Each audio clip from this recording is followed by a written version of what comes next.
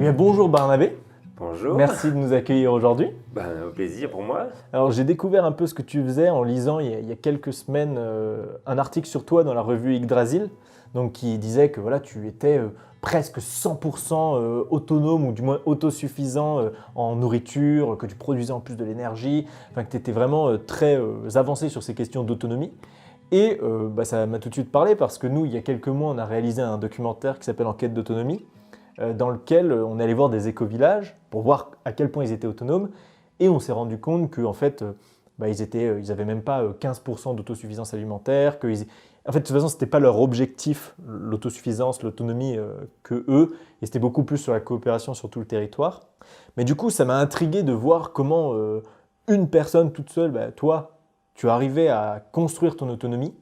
Comment, pourquoi et donc, c'est ce qu'on va voir aujourd'hui. D'accord. Et donc, je te propose qu'on commence en te présentant succinctement. Moi, c'est Barnabé Chaillot. Je me définis, alors j'ai plusieurs définitions. J'aime pas trop être dans un moule. Je me dis souvent, je me définis comme têtu et utopiste, ce qui est assez particulier. Je dis souvent que j'aime bricoler. Je suis un bricoleur du dimanche, ce qui me permet d'être plutôt très amateur. Et je dis aussi que fais ça à temps plein, parce qu'effectivement, ça me prend de plus en plus de temps de faire des vidéos, parce qu'effectivement, mon objectif, depuis maintenant 2013, ça va faire 7-8 ans, je ne fais plus que ça, faire des vidéos. Et du coup, c'est tout l'enjeu. J'adore ce métier-là. Je considère que c'est un métier parce que ça me prend tout mon temps, pas financièrement, mais tout mon temps et ma réflexion. Et puis autant, je commence par d'abord bricoler un petit peu, être chercheur en recherchant des choses. Après, je vais scénariser, après, je vais filmer, je vais être acteur, puis je vais monter le film, puis après, il faut diffuser encore. Donc, c'est tout ça qui est sympa. Et alors, qu'est-ce que tu faisais comme métier avant de te lancer dans cette aventure de bricoleur du dimanche? Est-ce que tu étais déjà ingénieur ou alors paysan, tu savais manier, faire pousser de la nourriture Alors, c'est la question qu'on pose souvent. Alors, normalement, je laisse plutôt planer le doute. Moi, là, ça sera levé. J'espère que pas trop de monde regardera cette vidéo pour savoir. Le suspense restera. Les gens pensent que je suis soit ingénieur, soit professeur, soit instituteur. Mhm. En fait, je suis ni l'un ni l'autre.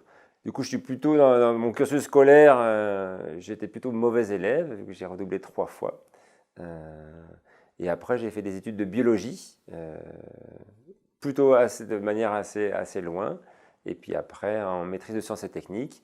Puis après, j'ai fait un DESS de gestion d'entreprise, parce que planter des patates et cultiver des patates en grosse quantité, c'était sympa, mais si on ne sait pas les vendre, j'ai considéré que ça ne servait à rien. C'est pour ça que j'ai fait de la gestion d'entreprise derrière. Et après, j'ai fait un autre métier qui n'avait rien à voir. Enfin si, je suis devenu contrôleur de gestion en Afrique. Et après, il y a eu un coup d'État et j'ai changé et j'ai décidé de retaper des maisons. On va parler d'autonomie et moi j'ai envie de savoir, est-ce que ce que j'ai lu dans Yggdrasil c'est vrai? Est-ce que tu es 100% autosuffisant déjà en nourriture? On va parler de ça déjà. Alors, la question est, est-ce que je suis 100%? Alors, si demain, il n'y avait plus de magasin, est-ce que je pourrais vivre encore 365 jours? Si personne ne vient me piquer ce qu'il y a dans ma cave, il n'y a aucun souci. Voilà. Donc oui, je suis autonome. Ce que j'aime, c'est la liberté. C'est vraiment cette liberté qu'on a. Et chaque fois que quelque chose m'empêche d'être libre, ça me donne la motivation pour m'en libérer. Voilà. L'autonomie, c'est est-ce qu'on est obligé d'aller acheter quelque chose ou pas? Voilà, c'est ça qui est. Si on n'est pas obligé d'aller acheter quelque chose, on est autonome, mais ça ne nous empêche pas d'aller acheter quelque chose. Voilà. Avec ce sachet de 0,5 g, j'ai réussi à récupérer quasiment une centaine de grammes de quinoa. Voilà. Je passe un petit peu pour coller les graines à la terre. Il y a des centaines et des centaines de graines qui ont toutes germé. Il y en aura largement assez, voire même trop. Et du coup, j'attendrai qu'elles soient au stade de feuilles vraies pour les repiquer. Yes! Je pense qu'en une journée, on peut facilement cultiver 10, 20, 30 mètres carrés d'une céréale. J'ai pas beaucoup de temps, donc je fais un après-midi de temps en temps et j'ai squatté le pré des voisins et j'ai fait des carrés expérimentaux. J'ai fait 16 mètres carrés de pommes de terre, 16 mètres carrés de quinoa, 16 mètres carrés de haricots, 16 mètres carrés. Bon, on a ramassé 20 kg d'haricots, 60 kg de patates, des maïs, vous avez vu derrière, je sais pas, j'en ai peut-être bien 20 ou 30 kg de maïs.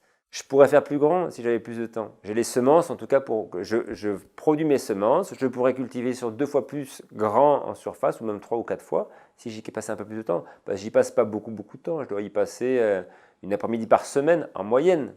Des fois, j'y passe 2 jours, mais le mois d'après, là, ça fait 2 mois que j'y suis pas allé. Oui, c'est du chou, ouais. Voilà. Ok. Sauf qu'il est tout le temps défeuillé. Quelle que soit la saison. Ouais, c'est ça.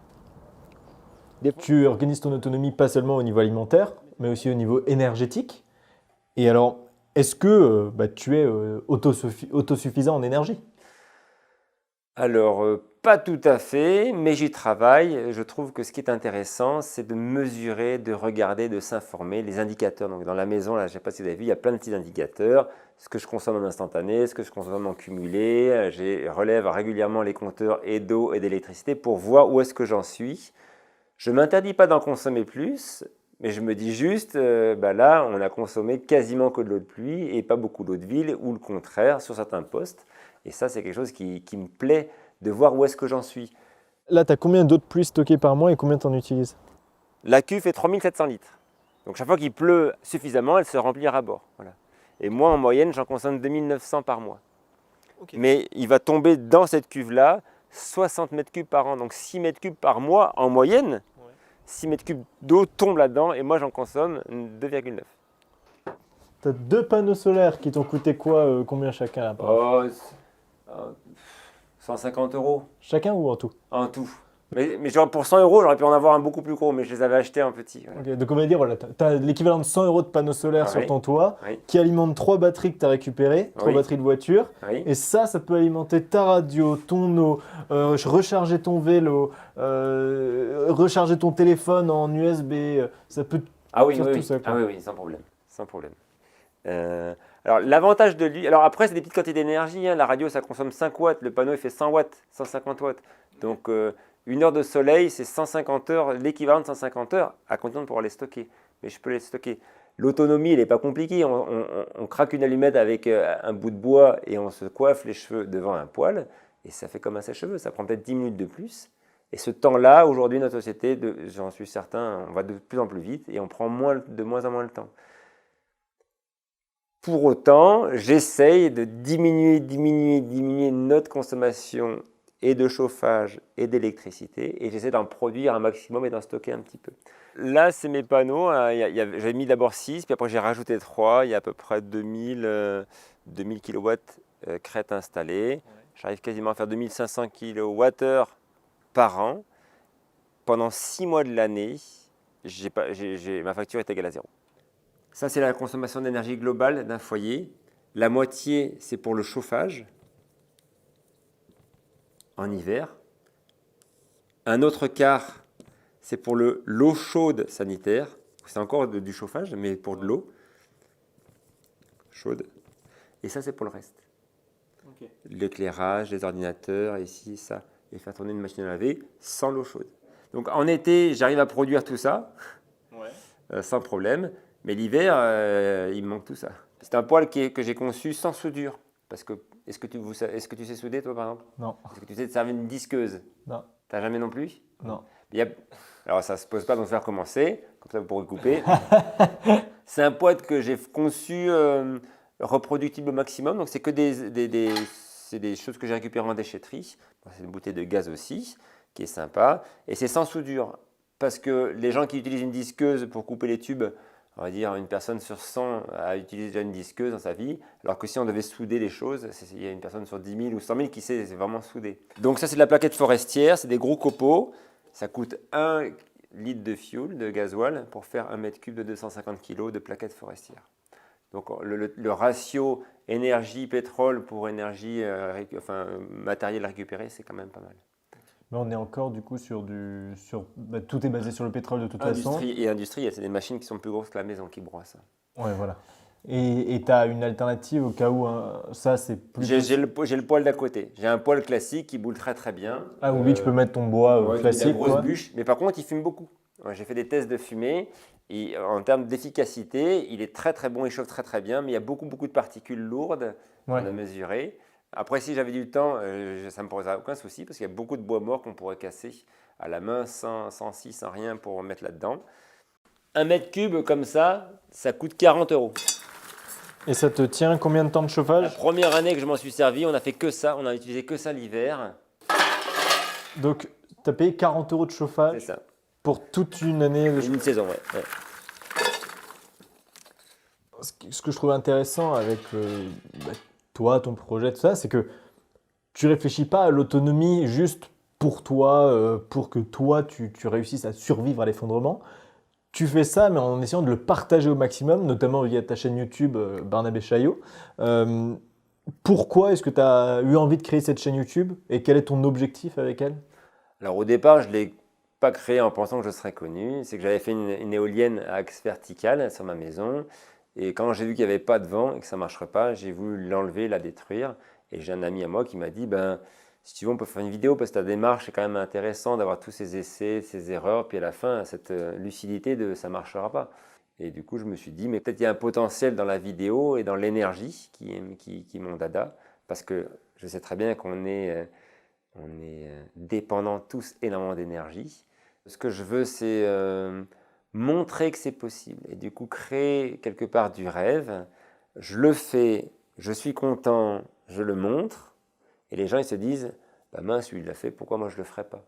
Et tu dis que tu vends du rêve sur ta chaîne, mais ce que je trouve intéressant, c'est que tu vends pas que du rêve, tu vends aussi les moments où tu échoues. Et pourquoi tu laisses tous ces moments où tu te trompes, où ça marche pas? C'est une histoire. En fait, la chaîne a commencé comme ça. Je raconte l'histoire de ce que je fais. Donc l'histoire passe par... Je trouve intéressant de parler de la réflexion, de parler de l'échec et de rebondir sur cet échec pour avancer. Cette éolienne ne démarre qu'à des vitesses de vent de 5 mètres secondes. Un deuxième problème aussi, on entend le bruit dû au segment. Ça résonne, ça fait une espèce de résonance qui est insupportable. Je ne savais pas à l'époque, en tout cas, comment j'allais faire pour trouver un alternateur. Si je ne peux pas en fabriquer un, je ne peux pas en acheter un. J'étais vraiment désespéré. Quand je vois l'échec, ça me permet juste de me comprendre que ça, c'était pas la bonne solution. Donc c'est pas un échec, c'est une super avancée technologique. Ça, j'ai compris que ça ne marchait pas. Voilà, c'est pas un échec, c'est une réussite. C'est une compréhension. Voilà. Tu as aussi créé une association, Énergie Autrement. Oui. Quel est l'objectif, quelle est la différence d'objectif entre la chaîne YouTube et cette association? La chaîne YouTube scénarise des histoires et dans la scénarisation, il y a des choses qu'on ne peut pas mettre, des choses techniques qui alourdiraient la vidéo. C'est difficile de faire quelque chose qui est pour un large public et en fait quelque chose de technique parce que si quelqu'un le voit, qu'il veut le reproduire, il faut qu'il y ait suffisamment de technique. Donc je me suis servi du blog. Il y a des plans, il y a des schémas, on peut télécharger des fichiers, des programmes qui sont le détail des vidéos. Okay. Et alors, quel est encore ton rapport au pétrole? Je vois que tu as plein de panneaux solaires de partout, que dans tes tutos, tu commandes très souvent, par exemple, sur Cdiscount, donc des trucs qui viennent de Chine, voilà, à l'autre bout du monde, donc avec du pétrole. Au final, on a l'impression que ton autonomie, elle ne fonctionne que parce qu'il y a du pétrole qui te permet d'acheter sur Cdiscount plein d'objets que tu ne serais pas capable de construire sans. Et donc, comment toi, tu te positionnes face aux personnes qui pourraient t'émettre cette critique, quoi? Moi, Barnabé, je cherche l'autonomie, mais le personnage que vous connaissez, l'avatar des vidéos, fait de la recherche permanente d'autonomie. Et pour ça, il y a pas mal de technicité. J'ai besoin de me creuser la tête. Est-ce que je peux utiliser un outil qui n'est pas très cher? Donc moi, ce qui m'intéresse, c'est la reproductibilité par tous, mais dans le monde actuel. Voilà. Et comme il y a des moteurs pas chers, de l'électronique pas chère, c'est mal fait et ça pollue beaucoup, certainement, cette électronique, et ça vient de loin, et ça prend du pétrole. Donc je ne suis pas résilient de ce point de vue-là, mais c'est pour ma façon, aujourd'hui, dans le contexte actuel, d'être résilient. Et après, comment est-ce qu'on fera? Je ne sais pas encore. Moi, ce que je veux être, c'est être résilient au jour le jour avec ce qui nous entoure. Voilà. Et nos déchetteries seront les mines de demain. Aujourd'hui, on jette. On enterre. Alors, malheureusement, on n'enterre pas trop, on vend pas mal de choses, mais effectivement, nos poubelles d'aujourd'hui seront le mine de demain dans lequel on trouvera du cuivre, du plastique. Là, par exemple, je l'ai amené là. Ça, c'est des piles de nos ordinateurs. Il y en a on en jette des millions. Enfin, tous ceux qui ont des ordinateurs portables les jettent. À l'intérieur, c'est des piles comme ça. J'achète des boîtiers que je pourrais imprimer, mais je les achète comme ça. Je peux les glisser par 4.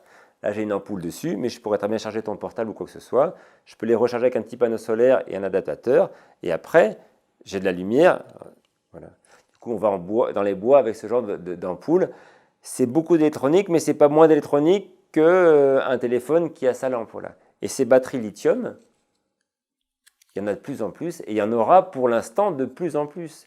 Les voitures en stock, je ne sais pas, peut-être 1000 chacune. Voilà.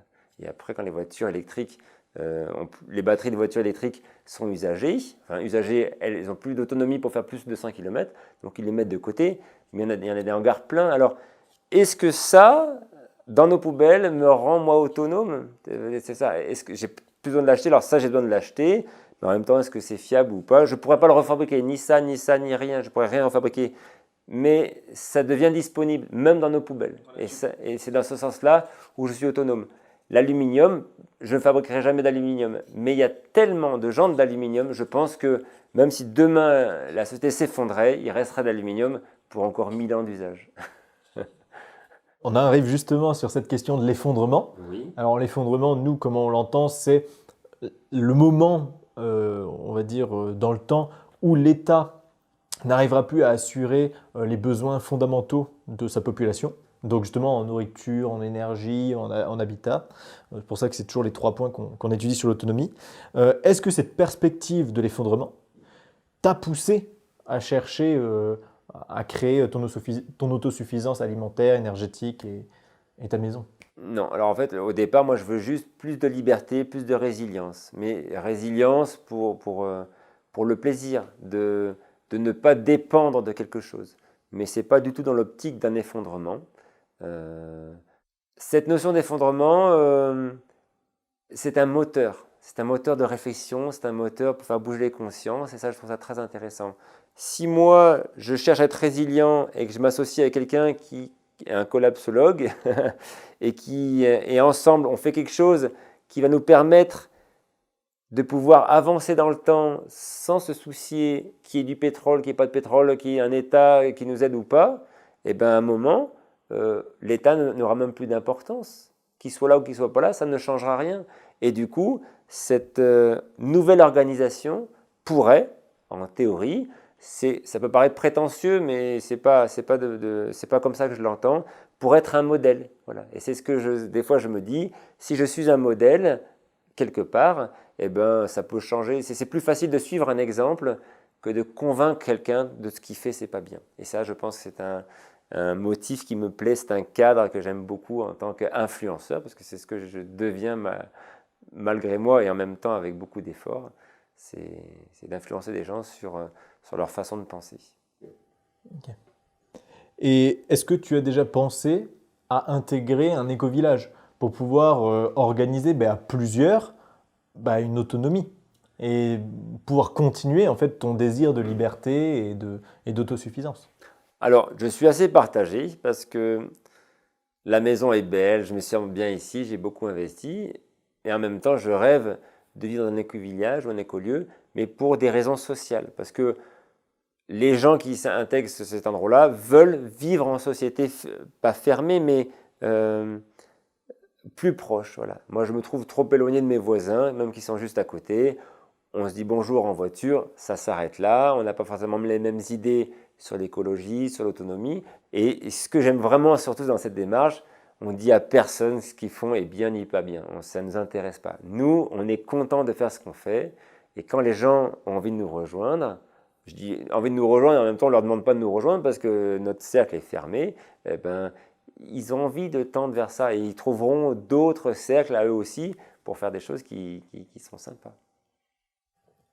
Et alors, pour conclure un peu toute cette interview, quel message tu pourrais envoyer à toutes les personnes qui sont en ville, qui se rendent compte de plus en plus qu'elles sont totalement dépendantes du carrefour en bas de chez eux et qui n'arrivent pas à passer le pas pour fuir la ville et cette dépendance et devenir plus autonome et faire le premier pas, quoi?